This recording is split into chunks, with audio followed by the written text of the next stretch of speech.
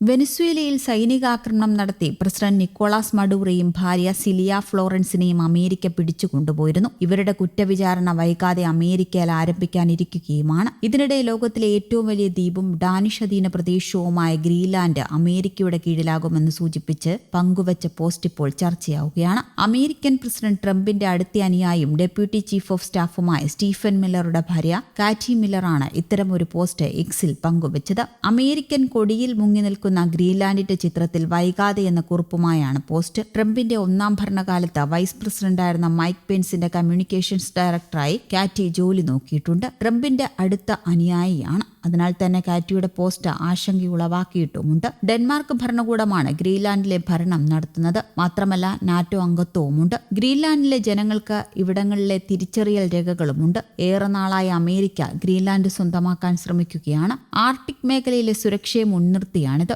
അതേസമയം ഡെൻമാർക്ക് പ്രധാനമന്ത്രി മെറ്റാ ഫ്രെഡറിക്സൻ അമേരിക്കയോട് ഇത്തരം ഭീഷണികൾ അവസാനിപ്പിക്കാൻ ആവശ്യപ്പെട്ടു. ഗ്രീൻലാൻഡ് ഏറ്റെടുക്കാൻ അമേരിക്ക ആഗ്രഹിക്കുന്നു എന്ന വാദം ശരിയല്ല.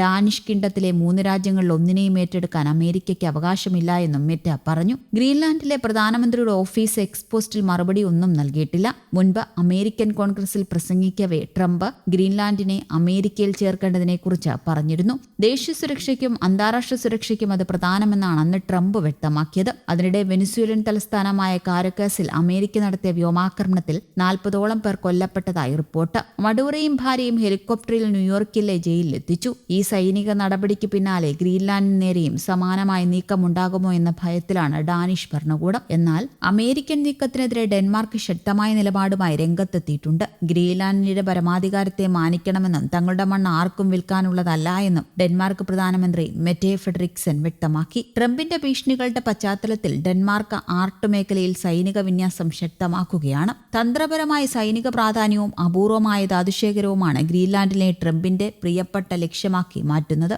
ലൂസിയാന ഗവർണർ ജെഫ് ലാൻഡ്രിയെ ഗ്രീൻലാൻഡിലേക്കുള്ള പ്രത്യേക ദൂതനായി ട്രംപ് നിയോഗിച്ചു കഴിഞ്ഞു. ഗ്രീൻലാൻഡിനെ അമേരിക്കയുടെ ഭാഗമാക്കുക എന്നതാണ് ഇതിലൂടെ ലക്ഷ്യമിടുന്നത്. എന്നാൽ ഗ്രീൻലാൻഡിലെ 85% ജനങ്ങളും അമേരിക്കയുടെ ഭാഗമാകാൻ ആഗ്രഹിക്കുന്നില്ല എന്നാണ് സർവേകൾ സൂചിപ്പിക്കുന്നത്. നാറ്റോ സഖ്യരാജ്യമായ ഡെൻമാർക്കിനെതിരെ ട്രംപ് സ്വീകരിക്കുന്ന ഈ നിലപാട് അന്താരാഷ്ട്ര തലത്തിൽ വലിയ നയതന്ത്ര പ്രതിസന്ധി ഉണ്ടാക്കാനാണ് സാധ്യത. എന്നാൽ ഗ്രീൻലാൻഡിനെതിരെ ഭീഷണി ഉയർത്തുന്നത് നിർത്തണമെന്ന് ഡാനിഷ് പ്രധാനമന്ത്രി മെറ്റ് ഫ്രെഡറിക്സൻ ട്രംപിനോട് ശക്തമായി പ്രതികരിച്ചു. ഗ്രീൻലാൻഡ് ഏറ്റെടുക്കേണ്ടതിന്റെ ആവശ്യത്തെക്കുറിച്ച് സംസാരിക്കുന്നതിൽ അർത്ഥമില്ല എന്നും ഫ്രെഡറിക്സൻ ഒരു പ്രസ്താവനയിൽ പറഞ്ഞു.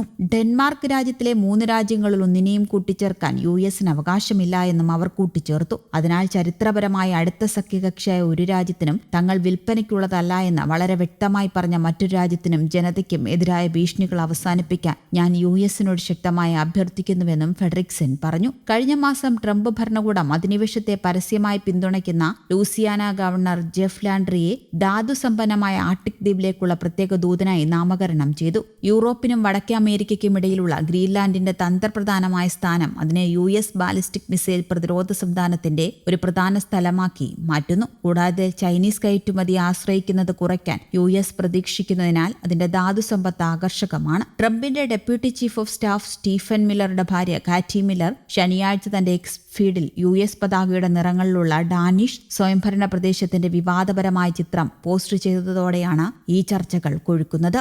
News desk Kerala Kaumudi.